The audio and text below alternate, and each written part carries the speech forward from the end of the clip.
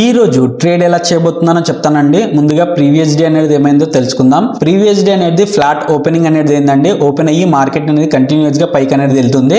ఇక్కడ చాలా మంది బయ్యర్స్ అనే వాళ్ళు వచ్చుంటారు. ఈ బయ్యర్స్ నిన్నకే మార్కెట్ అనేది 50% అనేది రాలేదండి. కాబట్టి ఇక్కడ బయ్యర్స్ ఉన్నారని అనుకుందాము. అలాగే లాస్ట్ మూమెంట్ లో చాలా సేపు మార్కెట్ అనేది కన్సల్టేషన్ అనేది చేసి ఈ హైని బ్రేక్అవుట్ అనేది చేసింది. కాబట్టి ఇక్కడికి చాలా మంది బయ్యర్స్ అనే వాళ్ళు వచ్చుంటారు. అలాగే ఇక్కడ విధంగా చాలా మంది బయ్యర్స్ అనే వాళ్ళు ఉండుంటారు. కాబట్టి ఒకవేళ ఫ్లాట్ అయితే మనము బయింగ్ సైడ్ అనేది ట్రేడ్ అనేది తీసుకుందామండి. ఎందుకంటే ఇక్కడ విక్ అనేది ఉంది, అలాగే మార్కెట్ సెంటిమెంట్ గిటంగా పైకే ఉంది. కాబట్టి ఒకవేళ ఫ్లాట్ ఓపెన్ అయితే ఈ బయర్స్ గిటంగా భయపడి ఎగ్జిట్ అవుతూ ఉంటారు. కాబట్టి మార్కెట్ అనేది పైకి అనేది వెళ్ళొచ్చు. అలాగే గ్యాప్ డౌన్ కేసులో మనం సెల్లింగ్ సైడ్ అనేది ట్రేడ్ అనేది తీసుకుందామండి.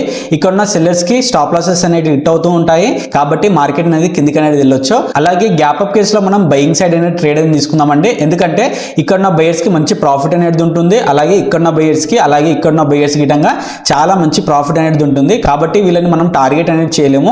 మార్కెట్ అనేది ఇక్కడికి వెళ్ళి కంటిన్యూస్ గా పైకి వెళ్ళే ఛాన్సెస్ అనేవి ఉన్నాయి.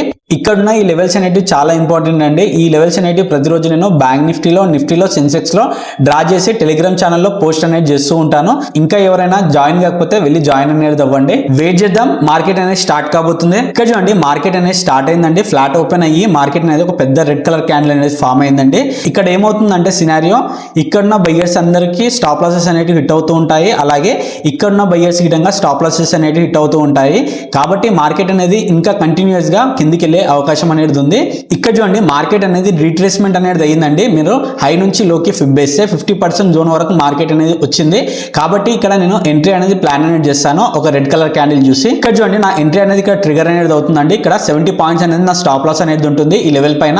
అలాగే 140 పాయింట్స్ అనేది నా టార్గెట్ అనేది ఉంటుంది. వెయిట్ చేద్దాం, టార్గెట్ లేదా స్టాప్ లాస్ తీసుకోవడానికి ట్రై చేద్దాం. ఇక్కడ చూడండి, మార్కెట్ అనేది స్లో మూవ్మెంట్ అనేది ఉందండి. ఇక్కడ చూడండి, క్యాండిల్స్ చూస్తే మీకు అర్థమవుతుంది.